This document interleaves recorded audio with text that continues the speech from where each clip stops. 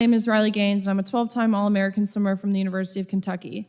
Competing in the women's division of the 2022 NCAA championships, myself and my teammates and competitors around the country were required to compete and share a locker room with Lia Thomas, a biological male who competed on the men's team at University of Pennsylvania as Will Thomas the 3 years prior. In the 200-yard freestyle at the NCAA championships, Thomas and I tied. Despite going the exact same time down to the 100th of a second, the NCAA insisted on giving Thomas the trophy as they explained this was necessary for photo purposes and told me that I had to go home empty-handed. At our national championships, I looked around and wondered why no one was standing up for myself and the other women in the pool and in that locker room.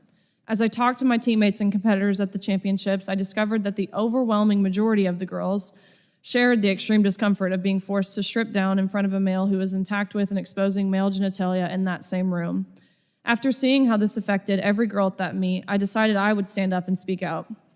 I put my plans for my future, which included dental school, on hold after graduation and decided to fight for women and girls in sports.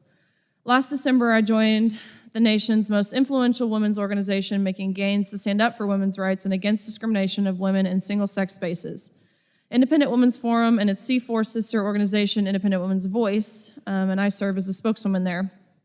But I've spent this past year speaking about the need to keep women's sports for females only and to safeguard women's privacy, security, and access to a fair playing field.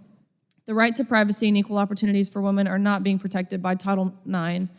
Even worse than the efforts to dismantle Title IX are the efforts to silence and intimidate us through the use of every means available, whether that be fear, shame, threats, emotional blackmail, gaslighting, to try to keep us from speaking out against the efforts to deprive women of their rights. I believe the coerced silencing of women and men by college administrators who will not let us speak freely about injustices now being faced by women in sports is one of the most important free speech issues of our time.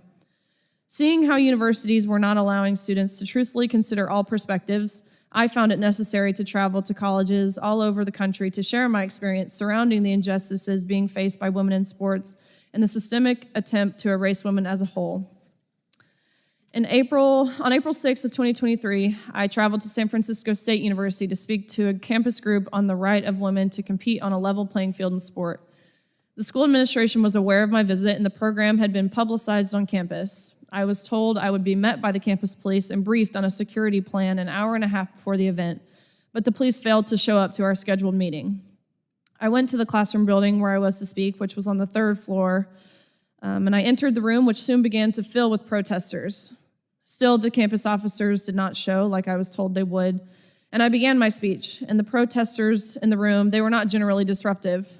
However, I could hear chanting from outside the hallway, and I sensed the situation outside was growing confrontational, which was unnerving, but no one provided any guidance to alert me that my safety was at risk. They continuously chanted outside the room, "We fight back," and that's when I began to fear for my safety. As I ended my presentation, protesters in the room opened the locked doors and a chaotic flood of shouting, angry protesters forced their way in.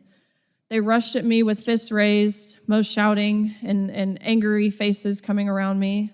They flickered the lights and ultimately then turned the lights off. The room filled with glares of cell phone flashlights, some in my face, and I realized I was at the mercy of the crowd and I was assaulted.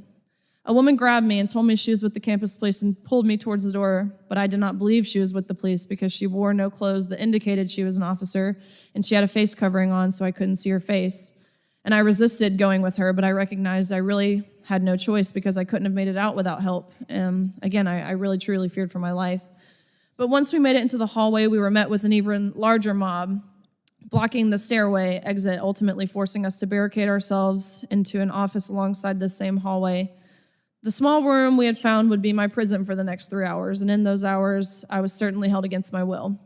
The mob screamed vengeful, racist, violent, awful things at both myself and the officers, and I received no assurance that I would get out of that situation. When I needed consoling from the officers because I was so flustered and confused, they told me they could not provide me with that because it seemed too controversial for them.